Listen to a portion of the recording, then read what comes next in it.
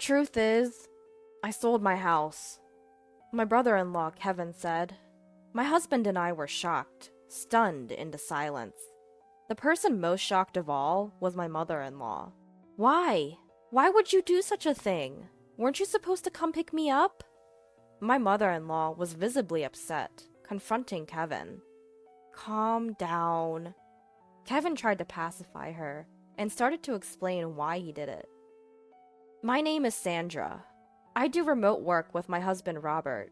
The peaceful work environment where we could take breaks whenever we wanted satisfied both of us. Then my mother-in-law came to live with us. We were financially stable, so we didn't have any complaints. But why aren't you two going out to work? My mother-in-law would look at us disapprovingly as she said this. I felt exhausted at her words, as if the same thing was starting all over again. When my mother-in-law first questioned us like this, we explained that we were working remotely. But, aren't you just playing around? I've told Robert the same thing. Are you listening? When will you two start working properly? Aren't you thinking about your future life? My mother-in-law refused to understand our job. I'm so worried. I wonder if I made a mistake coming to this house. I should have gone to Kevin's house. She would often sigh and say this. The Kevin she mentioned is Robert's brother. He has married a wealthy woman named Carol, who he found somewhere, and now he seems to be living off her wealth. My mother-in-law wasn't informed about this. Kevin asked us not to tell her. Kevin's house is not a small one like this. It's very large. It's like a foreign castle. Well, I'm planning to move to Kevin's house eventually, which will become my house. My mother-in-law would say this, waiting for Kevin to come get her. We knew that the day would never come when Kevin and his wife would come to pick her up. That's because Robert once suggested to his brother, who his mother dotes on, that she could live with him. However, Kevin refused to live with his mother. So, we ended up living together. And even though we were called unemployed for doing remote work, we resigned ourselves to the fact that that's just how she is. But an incident occurred that made it impossible for us to continue tolerating it. Out of the blue, we got a call from Kevin. I'll be coming over this weekend. Without waiting for a response, he hung up. What do we do? That guy hasn't changed a bit. Robert and I were baffled, and overhearing our conversation, my mother-in-law leaned in, looking delighted. He's coming to pick me up! Please, help me prepare to move, she said, and then dragged Robert off to her room. Robert looked troubled. Mom, Kevin's not coming to pick you up. He probably called because something happened. But she snorted, clearly unconvinced. That can't be true. But he didn't say anything about picking you up on the phone, right? He just didn't say it, Robert. I'm so tired of this house. You're probably hoping to make me your housekeeper, but that's not going to happen. We couldn't understand why she was having such paranoid thoughts. Since she came to our house, she got up whenever she wanted, didn't do any housework, and lived off the pocket money we gave her. Well, we weren't going to force my mother-in-law to stay, so we did as she said. Packed her bags, and waited for his brother to come. Over the weekend, my brother-in-law and his wife arrived at our place. As soon as they entered our home, they had suspiciously ingratiating expressions on their faces. I had a bad feeling. Just then, my mother-in-law emerged with sparkling eyes. You finally arrived! Listen here, Sandra is totally inept at house chores, so I have to do them. And Robert completely ignores me. Isn't that terrible? She said that with a victim-like expression, pushed past Robert, and welcomed her brother into our home. You guys, don't mistreat Mom. There's no way we're doing that. We're giving her an allowance, and she's eating whatever she likes. Plus, Sandra is handling the house chores, Robert said, with a complicated expression on his face, but his brother just looked suspicious. Robert has always been a bit clueless, probably treating Mom badly without even realizing. And it seems Sandra isn't the considerate type. That's right! Kevin really understands me. Hearing this conversation, Robert and I couldn't help but scowl. Despite this, we decided to entertain our guests, and led the couple to the living room.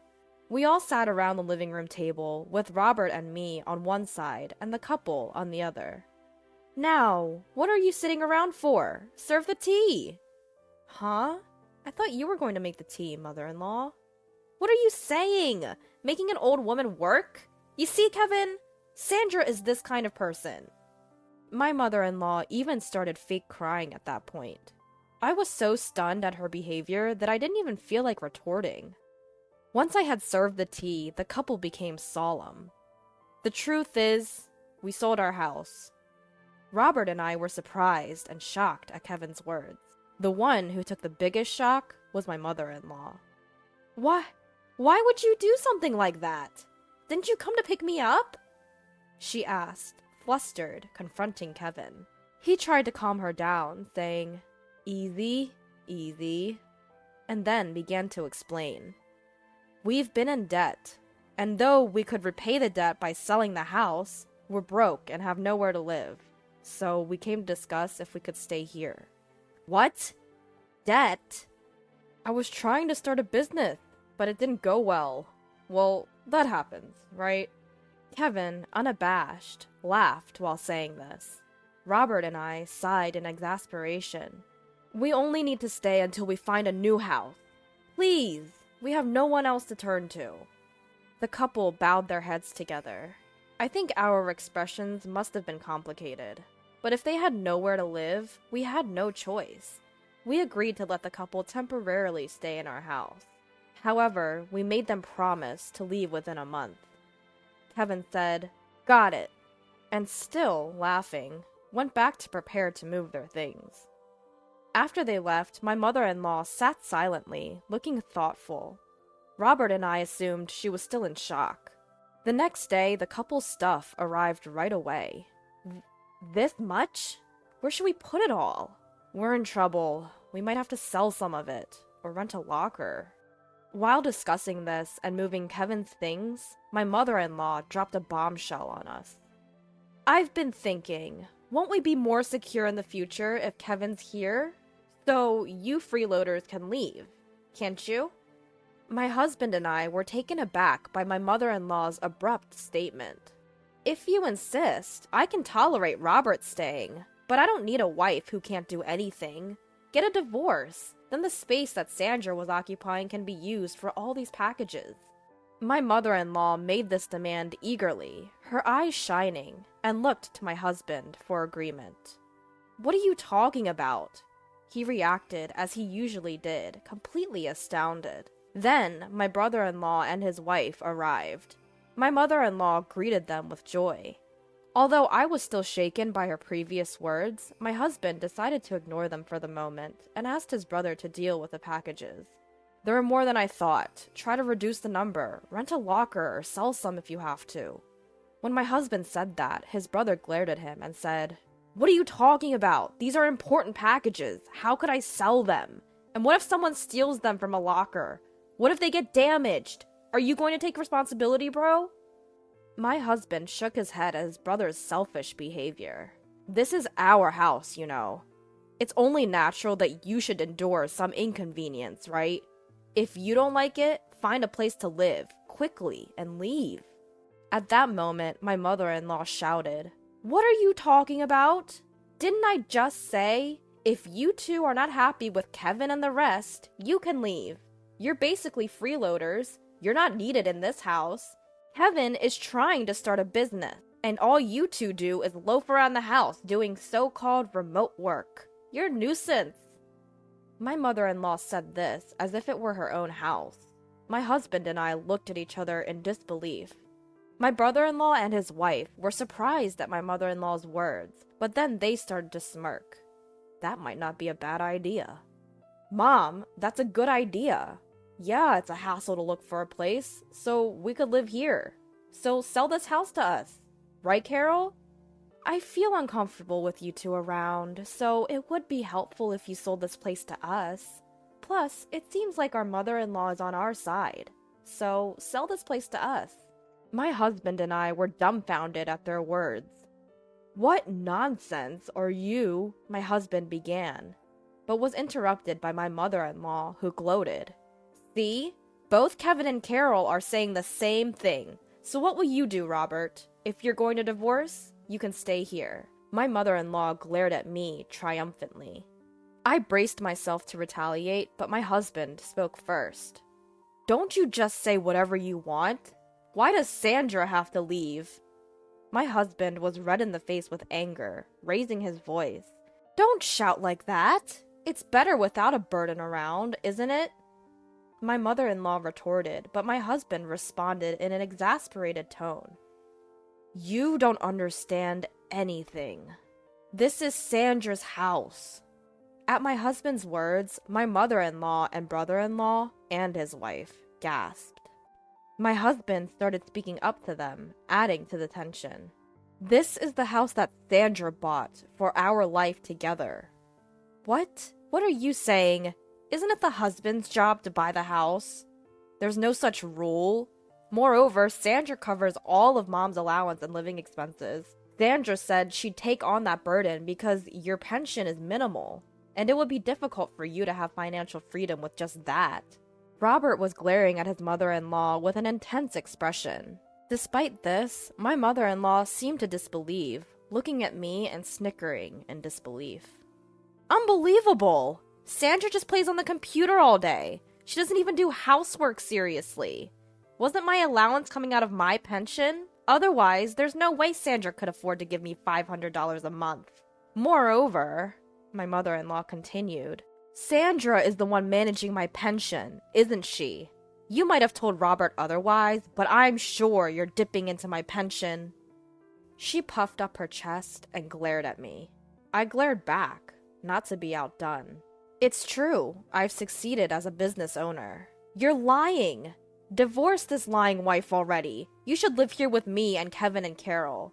Besides, there's no proof that Sandra is earning money. There is. Here it is.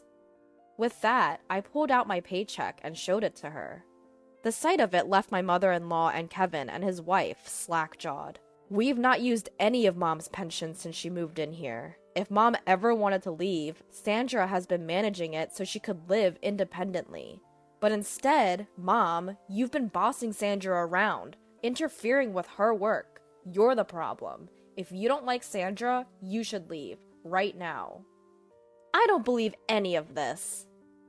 We don't mind if you and Kevin temporarily stay, but some patience should be expected. We didn't want you two to live here in the first place. We only agreed because you begged us. Robert said this, glaring at Kevin and his wife. Kevin and his wife broke out in a cold sweat, not used to Robert raising his voice. Just kidding! But you sure are earning a lot, huh? I wish you could teach me some business tricks. Right, Carol? Yeah. While it's true we were worried about living with our sister-in-law, it seems like she's a good person after all. Kevin and his wife smiled at each other, but my mother-in-law was unyielding.